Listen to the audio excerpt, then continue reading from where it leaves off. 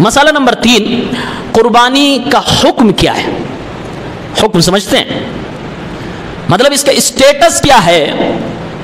یہ ضروری ہے کہ نہیں ضروری ہے، واجب ہے کہ سنت ہے، نہ کرے تو گناہ ہوگا کہ نہیں ہوگا؟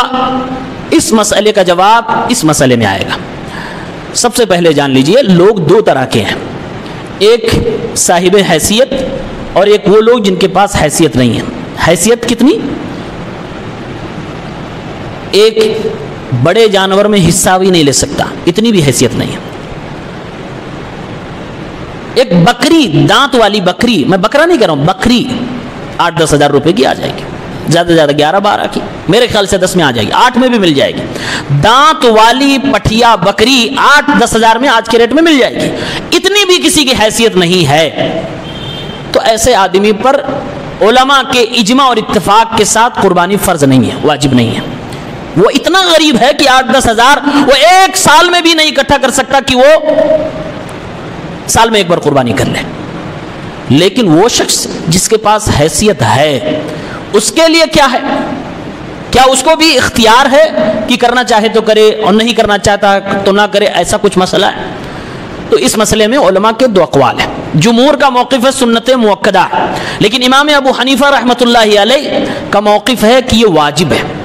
دلیل کے اعتبار سے ہم امام ابو حنیفہ رحمۃ اللہ علیہ کے ساتھ ہیں، اس لیے کہ امام ابو حنیفہ رحمۃ اللہ علیہ کی بات کہ ہر وہ شخص جو قربانی کر سکتا ہے، حیثیت والا ہے، وہ کم سے کم ایک حصہ لے سکتا ہے، دانت والی ایک بکری خرید سکتا ہے، اس کے اوپر واجب ہے۔ مطلب یہ ہوا نہیں کرے گا تو گناہ پائے گا۔ دلیل کیا ہے؟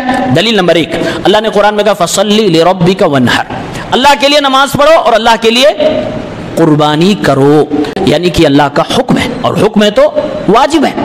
دوسری دلیل ہے، اللہ کے نبی صلی اللہ علیہ وسلم فرماتے ہیں، ابن ماجہ کی 3123 روایت ہے حسن درجے کی، من وجد سعة فلم يضحي فلا يقربن مصلانا، جس شخص کو حیثیت ہو قربانی کرنے کی، اس کے باوجود نہ کرے، وہ ہماری عیدگاہ کے قریب بھی نہ آئے۔ یہ دھمکی دیکھ رہے ہیں نبی کی صلی اللہ علیہ وسلم کی۔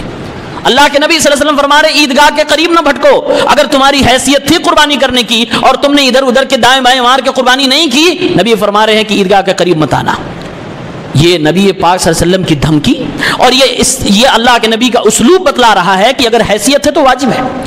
دلیل نمبر 3، اللہ کے نبی صلی اللہ علیہ وسلم نے فرمایا، سنن ترمذی کتاب الاضاحی 1518 کی روایت ہے، یا ایھا الناس علی کل اہل بیت فی کل عام اضحیۃ، اے لوگوں، ہر گھر پر، ہر فرد پہ نہیں، گھر کے ہر ممبر پہ نہیں، ہر گھر پر، ہر فیملی پر سال میں ایک بار قربانی ہے۔